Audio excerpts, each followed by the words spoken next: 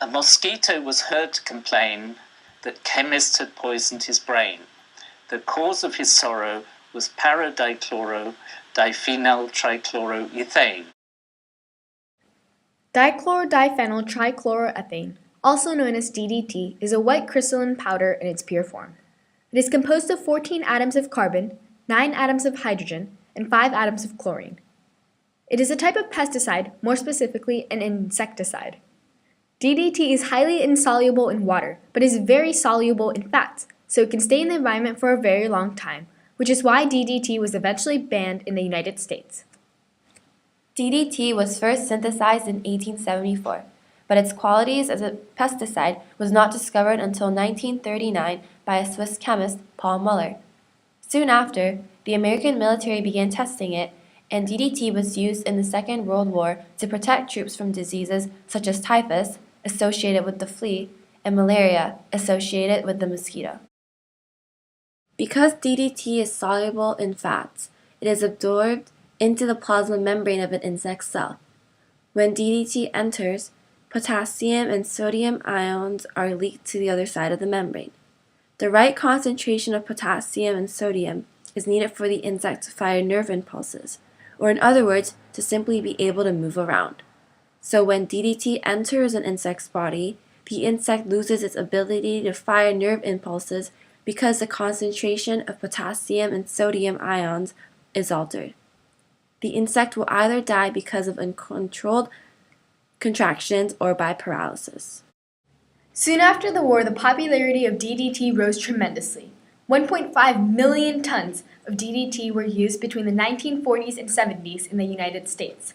It was used both publicly and privately and was endorsed by the Public Health Department.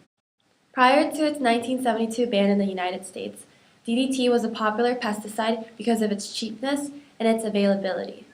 Once sprayed, DDT remains in its toxic form for a number of years. DDT works by triggering an insect's neurons, causing a spasm eventually leading to its death. Used as a pesticide for both agricultural and household purposes, but after discovering that some houseflies were resistant to DDT, scientists started questioning its real safety.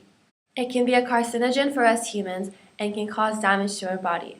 Through the food chain, we are exposed to DDT by eating contaminated fish or crops grown in contaminated soil. It was stated in 1946 that DDT tends to accumulate in the fatty tissue of certain animals. The country started collecting census on fish, but these reports were not available to the public, so use of DDT continued. DDT is an organochloride insecticide, meaning that it biodegrades slowly and builds up in the food chain, affecting the environment over a long period of time.